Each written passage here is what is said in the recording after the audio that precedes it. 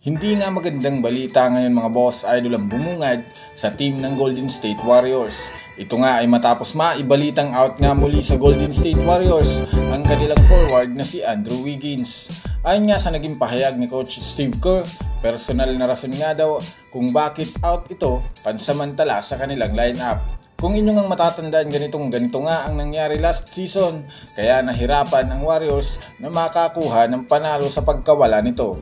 Dagdag pa nga dyan mga boss idol dahil nga nasa alanganin na pwesto ang kanilang kupunan ay mababawasan sigurado ang katulong ni Curry sa paggawa ng opensa. Tatalakayin na rin natin dito ang good news sa update ng Lakers kay Jared Vanderbilt dahil nagpapahiwatig na nga itong bumalik para tulungan ang kanilang kupunan. Pero bago yan, please don't forget to hit the notification bell at mag-subscribe sa ating channel.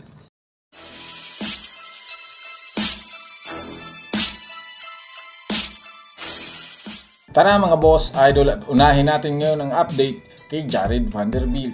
Isang nakakamanghang laro nga ngayong araw ang ipinakita ng Lakers kontra sa kanilang karibal na Los Angeles Clippers.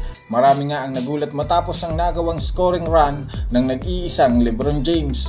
Kumana lamang nga ito at pinangunahan ng Lakers na gumawa ng 21 points comeback mula sa pagkakabaon sa third quarter. Hindi nga hinayaan ni LeBron na matalo muli sila sa kanilang panghuling paghaharap ngayong season.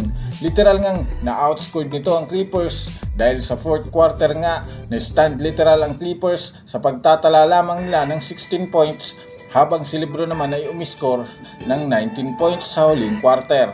Kaya naman trending sa social media ang pangalan nito dahil kung inyong ang matatandaan 39 years old na nga ito ngunit pinatunayan niyang kayang-kaya pa rin niyang bumuhat para sa panalo. Isa pang good news dito mga boss idol, bumalik na nga muli sa top 9 sa West at dahil nga back-to-back ang kanilang schedule, maglalaro rin sila bukas kontra sa Washington Wizards. Isa pang update mga boss idol, malapit na ang simula ni Jared Vanderbilt ang kanilang balik ensayo dahil ayon nga sa inilabas na update ni Coach Darvin Ham, posibleng makahabol pa ito bago matapos ang regular season.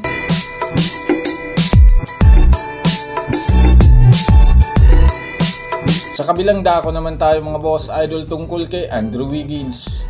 Kung inyong ang mapapansin, hindi nga naglaro kahapon si Wiggins kontra sa Washington Wizards. Hindi dahil sa injury kundi dahil sa personal na rason. Pero dahil nga sa may laro sila bukas, naglabas na rin naman ng pahayag at update si Coach Steve Kerr tungkol sa kanya.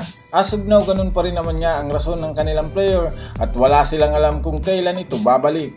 Meaning gaya ng last season, hindi na naman ito maglalaro sa Golden State Warriors.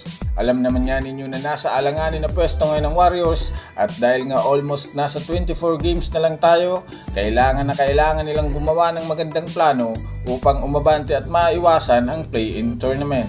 Pero dahil nga sa update ni Coach Steve Kerr tungkol kay Wiggins na hindi nila alam kung kailan ito babalik, napakalaking dagok nga ito para sa kanilang playoff push. 16 points per game nga ang average nito ngayong season at napakalaking kawalan nito para sa kanila.